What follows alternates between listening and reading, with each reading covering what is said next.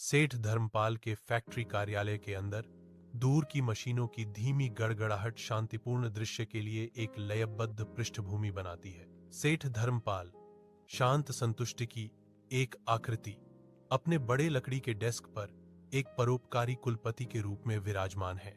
खिड़की से सूरज की रोशनी आ रही है, हवा में नाचते हुए धूल के कणों को रोशन कर रही है, जो कार्यालय की शांत गरिमा को उजागर कर रही है। रामू, एक मेहनती कर्मचारी, फाइलों के ढेर के साथ डेस्क के पास आता है। उसकी हरकतें सटीक और सम्मानजनक हैं। वह फाइलों को सावधानी से सेठ धर्मपाल के सामने रखता है। विश्वास और वफादारी का एक मौन आदान प्रदान।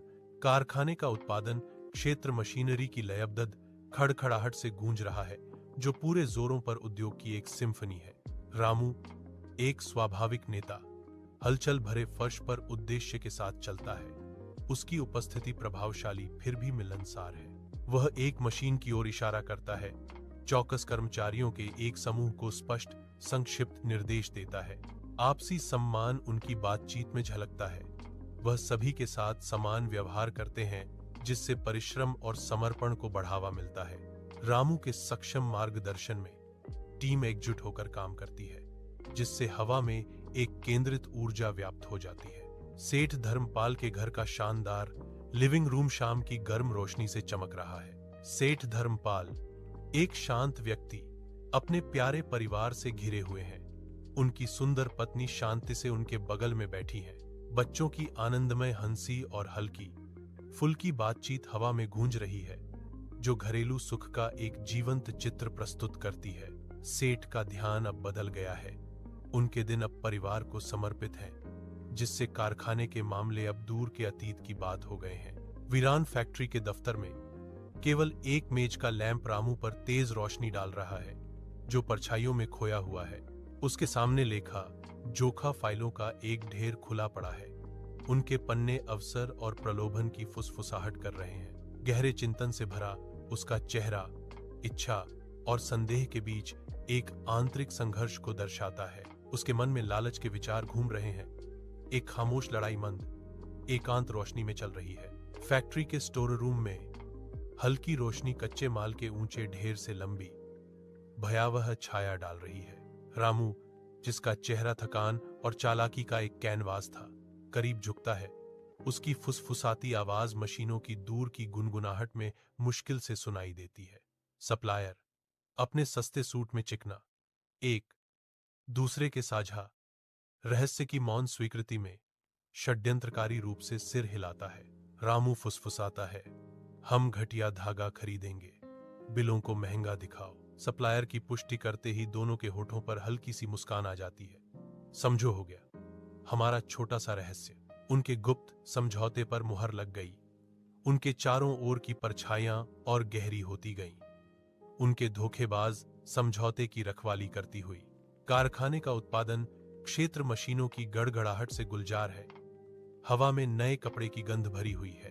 श्रमिक, उनके चेहरों पर विश्वास अंकित लगन से कम गुणवत्ता वाले सूत के स्पूल को भूखे करघों में डालते हैं। उनकी हरकतें रामू में उनके अटूट विश्वास का प्रमाण है।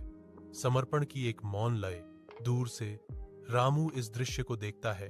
उसकी निगाहें अनजाने मजदूरों पर टिकी हुई हैं। उसके चेहरे पर अपराधबोध की एक क्षणभंगुर चमक दौड़ जाती है।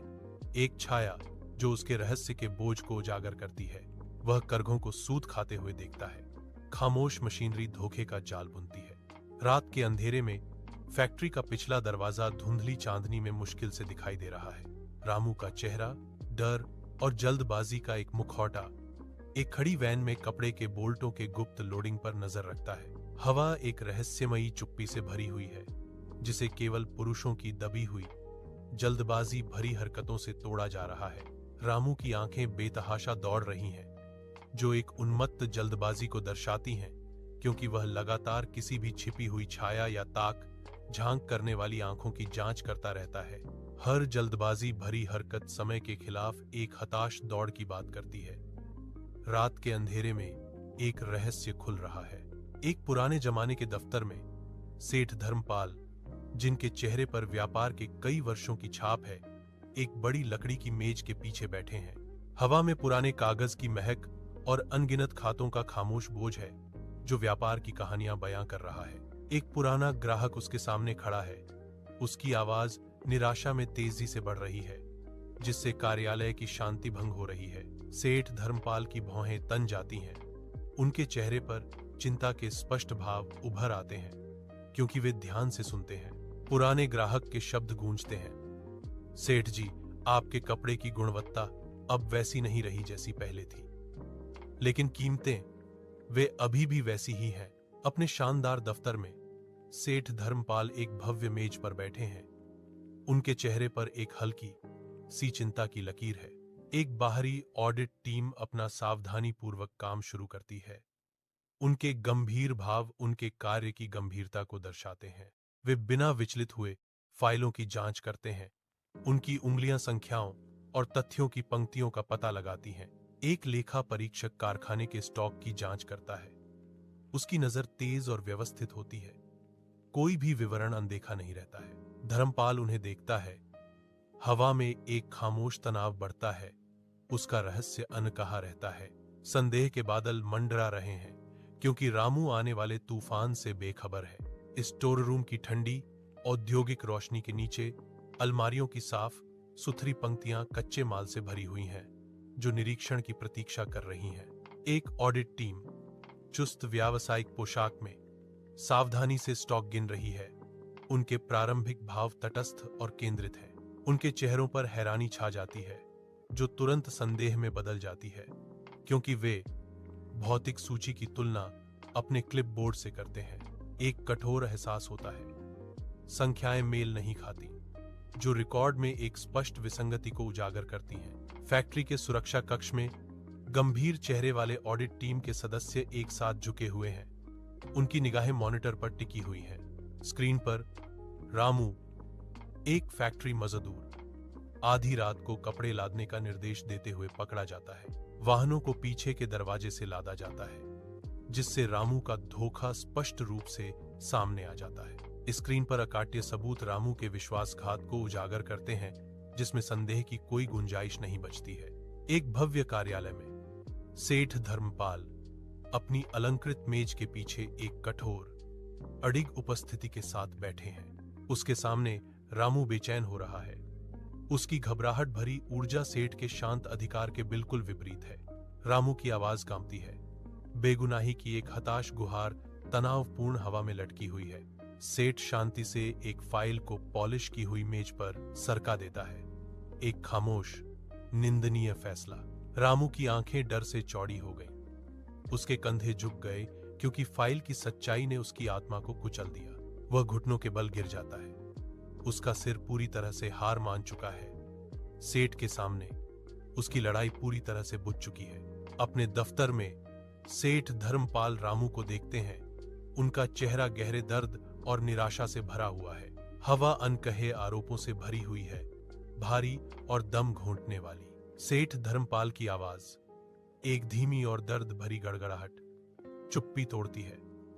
रामू, मैंने तुम्हें अपना परिवार समझा था, लेकिन तुमने मेरे भरोसे का खून कर दिया है।